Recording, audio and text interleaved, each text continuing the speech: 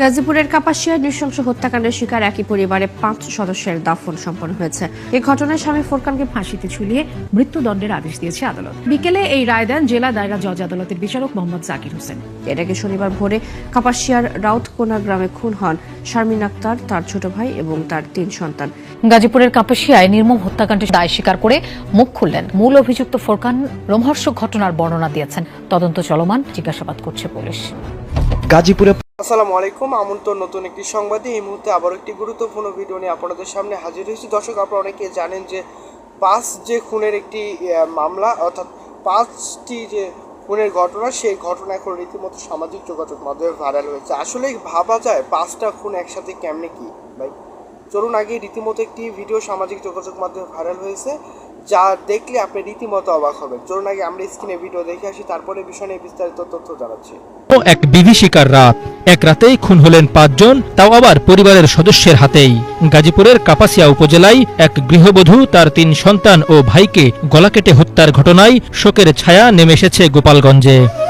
নিহতদের গ্রামের বাড়ি গোপালগঞ্জ সদর উপজেলার পাইককান্দি উত্তর চরপাড়া গ্রামে।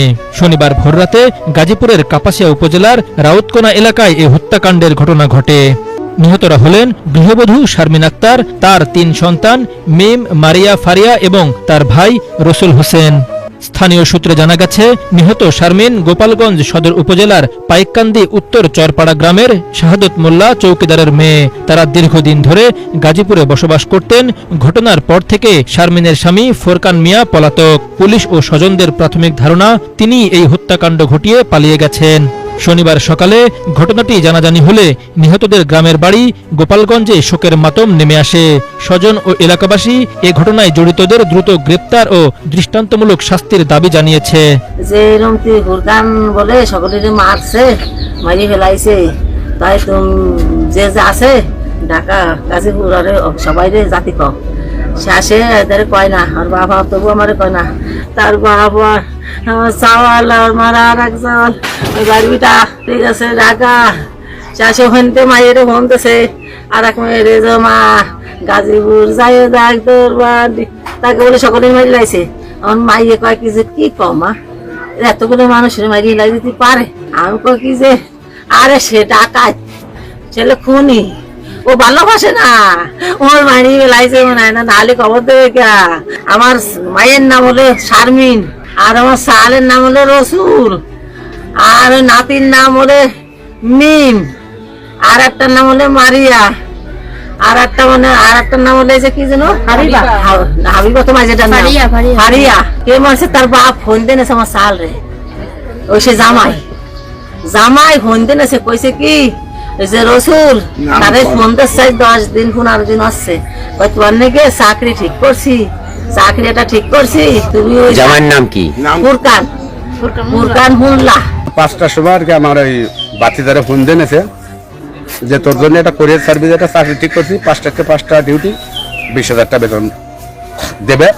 এলো আমার এই বাতিদার হলো সাইজে বানাই ফোন দিয়েছে, আর ও থাকতে হলো মাঝে বানার বাসায় গাজীপুর।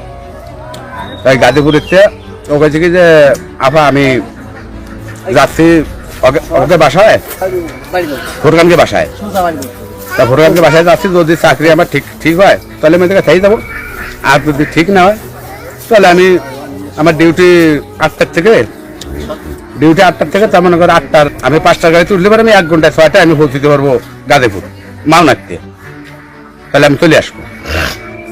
এই কথা কইছে, কিন্তু আর হলো ফোন দেন 5টার সময়, 5টার সময় ফোন দিয়ে নিলি ভরা। এর মধ্যে মনে করেন কম বেশ কথা তাদের সাথে হয়েছে, বাড়ি হয়েছে, তো 8টা 8:30টার পরে আর ফোনে কোনো যোগাযোগ নাই। ফোনে রিং হয় কিন্তু কেউ করে না। এই রিপোর্ট লেখা পর্যন্ত এখনো মরদেহ গ্রামে পৌঁছায়নি। তবে থেমে নেই আহাজারি। নির্মম এই হত্যাকাণ্ডের রহস্য উদ্ঘাটন করে দোষীদের দৃষ্টান্তমূলক শাস্তির দাবি করছেন স্থানীয়রা। গাজীপুরে 5 জনকে হত্যার পর মরদেহের উপর অভিযোগপত্র রেখে গেছে ঘাতক। গোপালগঞ্জ সদর থানার ওসি বরাবর লেখা ওই অভিযোগপত্রে চাঞ্চল্যকর তথ্য বেরিয়ে এসেছে। মরদেহের পাশ থেকে একই অভিযোগের 5টি প্রিন্ট কপি উদ্ধার করে পুলিশ।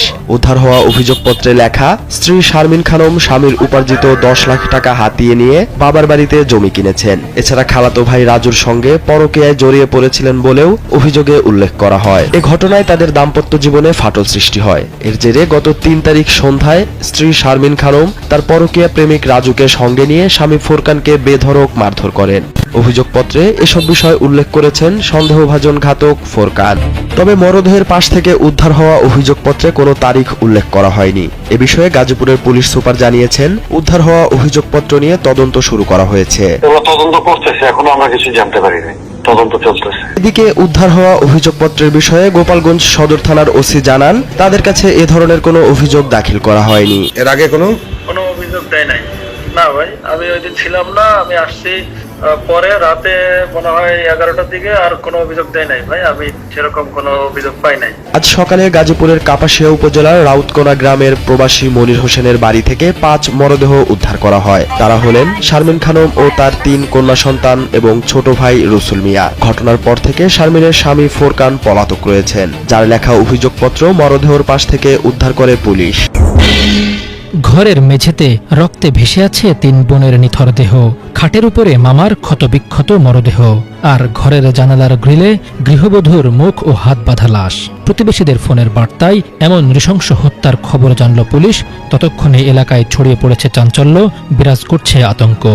শুক্রবার দিবাগত রাতে গাজীপুরের কাপাসিয়া উপজেলার রাউতকোনা এলাকায় প্রবাসী মনিরের বাড়িতে ঘটেছে নৃশংস এ ঘটনা।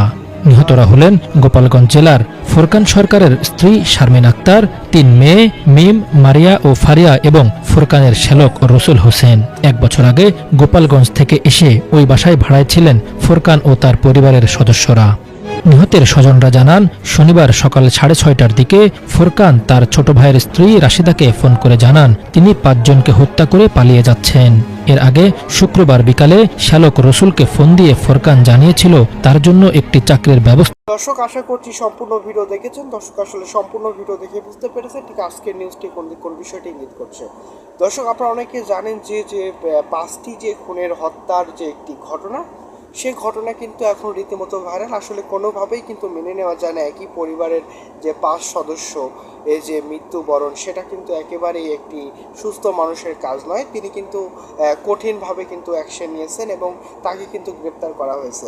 দর্শক, আপনি কিভাবে নিচ্ছেন এই যে 5টি খুনের যে ঘটনা, সেই ঘটনা বলি আপনি কিভাবে নিচ্ছেন? আপনার মূল্যবান মতামত অবশ্যই কমেন্টস করে জানিয়ে দিন। দর্শক, আসলে এইটা কিন্তু কোনোভাবেই মেনে নেওয়া যায় না যে একই সাথে যে 5টি পান কিন্তু তাজা পান কিন্তু চলে গেল, সেটা কিন্তু সর্বোচ্চ একটি বিচারের মাধ্যমে কিন্তু একটি রায় হওয়া উচিত এবং পরবর্তীতে এমন কেউ যে না করে যে এই যে যিনি খুনি রয়েছে তাকে কিন্তু কঠিনভাবে বিশ্লেষণ করে বা পরীক্ষা নিরীক্ষা করে তাকে যে শাস্তি দেওয়া হবে, পরবর্তীতে এমন কাজ যে কেউ না করতে পারে এমন একটি শাস্তি দেওয়া উচিত বলে আমি মনে করি। দর্শক, আপনি কিভাবে এই বিষয়গুলো মনে করেন অবশ্যই আপনার মূল্যবান মতামত অবশ্যই কমেন্টস করে জানিয়ে দিন। কোন জেলা বা কোন জায়গা থেকে এই মুহূর্তে আমাদের এই নিউজটি ক্লিক করেছেন অবশ্যই আপনার মূল্যবান মতামত কমেন্টস করে জানিয়ে দিন। ধন্যবাদ, দেখা হচ্ছে নতুন কোনো ভিডিওতে। সেই পর্যন্ত সবাই ভালো থাকবেন, সুস্থ থাকবেন। আল্লাহ হাফেজ।